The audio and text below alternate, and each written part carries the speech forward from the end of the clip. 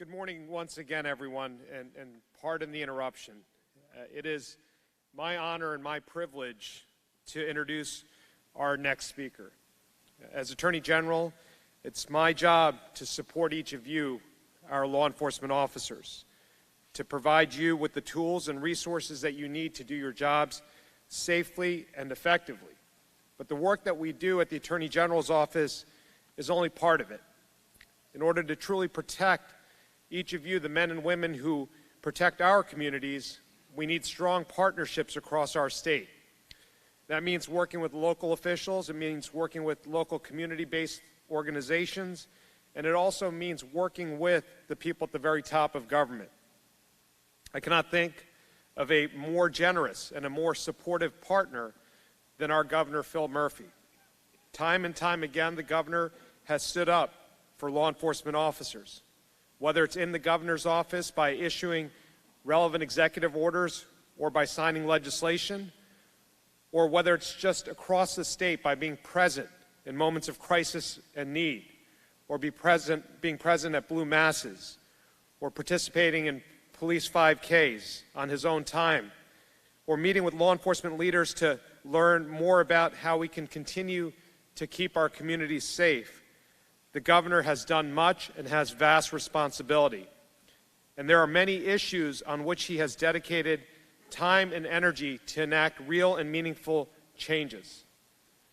And here's the thing, when it comes to public safety, when it comes to the security and well-being of our officers, it is far more than policy or politics. It is personal to him. He knows that our men and women in uniform, he knows what they need, and he wants to make sure that our towns and our cities are safer, not just for them, but for all 9 million of our residents. I want to thank him for his incredible work and dedication. I want to thank him for his partnership as we work together to make New Jersey fairer, stronger, and safer. And I want to especially thank him for coming here to this event, for taking this conversation out of the shadows, for bringing light to an issue that has been hidden for far too long. Please join me in welcoming our Governor, Phil Murphy.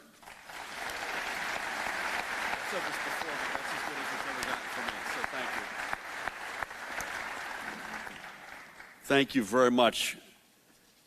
It's hard to know what to say after that introduction. So, to the Attorney General, Gurbir Grewal, I thank you for your leadership, for your commitment to our law enforcement community, and that which has brought us together today. And I know enough to be dangerous after about 21 months as governor.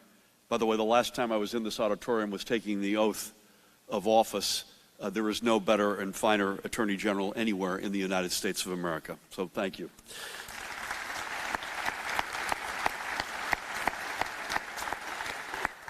I hope I have the chance at some point soon to introduce you.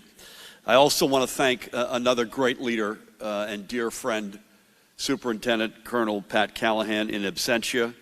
I want to thank two to my left, Deputy Superintendent Lieutenant Colonel, and another really good friend, Jeff Noble. Jeff, it's great to be with you.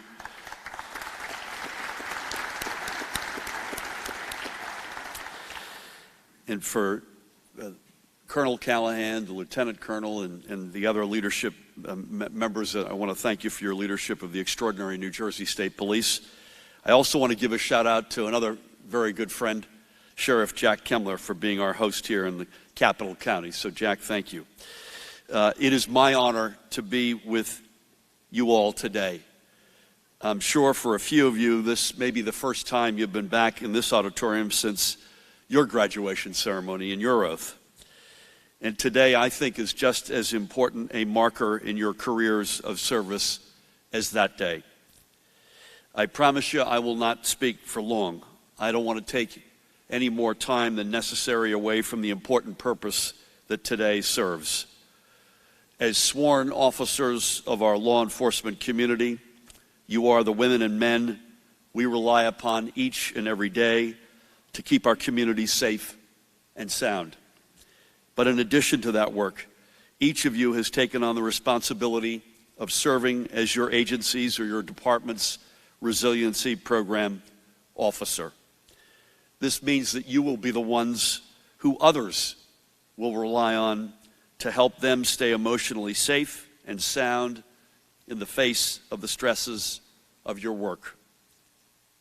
Throughout my time as governor, which, as I mentioned, is almost 21 months, and even before I assumed this office, I've had the opportunity to meet so many members of our law enforcement community: local police, county sheriff's officers, corrections officers, certainly state troopers, everyone who wears a badge.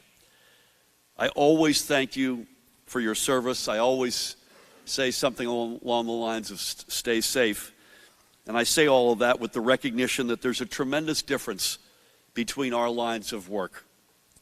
Mine is a tough job, yes, but I cannot and I will not pretend to know all that you and your colleagues see and experience day in and day out, and the strength that you must summon. I do not envy anyone the task of having to attend to a severe auto accident or an incident of gun violence, especially, not only, but especially when a child or a family not unlike your own may be involved. I cannot imagine what it takes to remain professional and collected when during a sensitive investigation, or that moment when you have to speak with family members who have just received the most devastating news of their lives and are barely holding it together themselves. And I cannot imagine the strength that it takes to put your own lives on the line each and every day.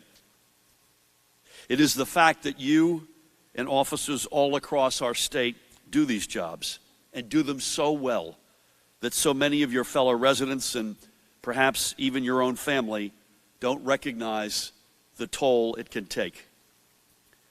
That's why we're all here with a simple message, in fact. It is not a sign of weakness to ask for help. In fact, it's a sign of strength and resiliency. By being here today, you are now a part of the frontline effort to ensure that your colleagues know that they are supported in the face of unending stresses. You are part of what is a nation-leading model for resiliency and mental health. Your communities need you. Your colleagues need you. Your loved ones need you. Bless you. And last, we don't miss a thing up here. Whoever that was, you should stay healthy, by the way, too. And last but not least, your 9 million member strong New Jersey family needs you. As the Attorney General has noted, it's not just day one of this first of its kind statewide Resiliency Summit. It is also World Mental Health Day. Not far from here, just a few short blocks actually, is that bridge emblazoned with the words, "Trenton makes, the world takes." Today, gathered in Trenton, we're taking the first step to making a stronger and more resilient law enforcement community, and the world will take our example.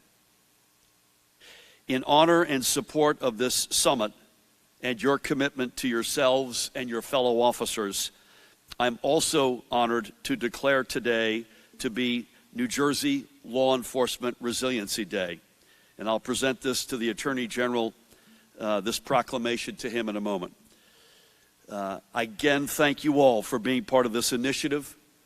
I thank you in advance for the work that you will undertake back in your communities with your colleagues.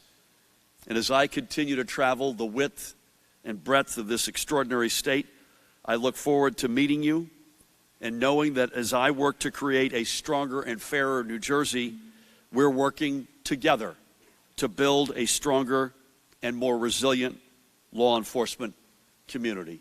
God bless you all, and thank you for everything you do in service to our communities, our counties, and our extraordinary state. God bless you.